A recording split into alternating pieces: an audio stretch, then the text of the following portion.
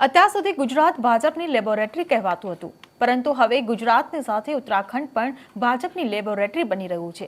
આવું શા માટે કહી રહ્યા છે તે જાણીશું આ વિડીયોમાં। નમસ્કાર, હું હિરલ પરમાર અને આપ જોઈ રહ્યા છો નિર્ભય ન્યૂઝ। હિન્દુત્વની વાત પર રાજનીતિ કરવાની વાત હોય, સંવિધાનમાં કોઈ ફેરફાર કરવાની વાત હોય કે પછી આખી સરકાર બદલવાની વાત હોય, ભાજપ સરકાર માટે ગુજરાત આ બધા મુદ્દાઓ માટે લેબોરેટરી કહેવાતું હતું। પરંતુ હવે ભાજપ ગુજરાતથી આગળ વધ્યું છે, ઉત્તરાખંડને પોતાની લેબોરેટરી બનાવી રહ્યું છે।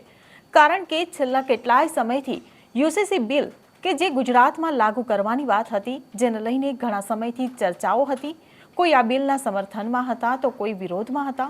ત્યારે આજરોજ ઉત્તરાખંડ વિધાનસભામાં યુસીસી એટલે કે uniform civil code act bill રજૂ કરવામાં આવ્યું છે।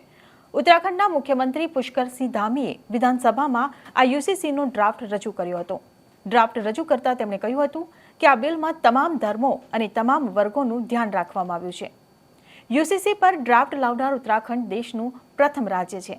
ત્યારે રાજ્યના 1.25 કરોડ લોકો જ નહીં, પરંતુ સમગ્ર દેશની નજર ઉત્તરાખંડ તરફ છે। આ કાયદો મહિલા ઉત્થાનને મજબૂત કરવા માટેનું એક પગલું છે, જેમાં દરેક સમુદાય, દરેક વર્ગ, દરેક ધર્મનો વિચાર કરવામાં આવ્યો છે, તેમ તેમણે જણાવ્યું છે। ત્યારે કોંગ્રેસ નેતાએ આ બિલનો વિરોધ નથી કર્યો, પરંતુ ઉત્તરાખંડના પૂર્વ મુખ્યમંત્રી હરીશ રાવતે તેવો આરોપ લગાવ્યો છે કે બિલની કોપી વિપક્ષના નેતાઓને આપવામાં નથી આવી, જેના કારણે બિલ પર ચર્ચા કરવી શક્ય નથી। તો એઆઈએમઆઈએમના ચીફ અસદુદ્દીન ઓવૈસીએ આ બિલનો વિરોધ કર્યો છે અને કહ્યું કે આ મુસ્લિમો વિરુદ્ધનું ષડયંત્ર છે। જો કે બિલ રજૂ થયા બાદ વિધાનસભા સ્થગિત પણ કરવામાં આવી હતી। ત્યારે એ પણ જોવાનું રહ્યું કે હવે એક દેશ, એક નિશાન, એક સંવિધાનની વાતો કરતું બીજેપી યુસીસી બિલ માટે ઉત્તરાખંડને ભાજપની લેબોરેટરી બનાવવા માટે કેટલી સફળ થશે।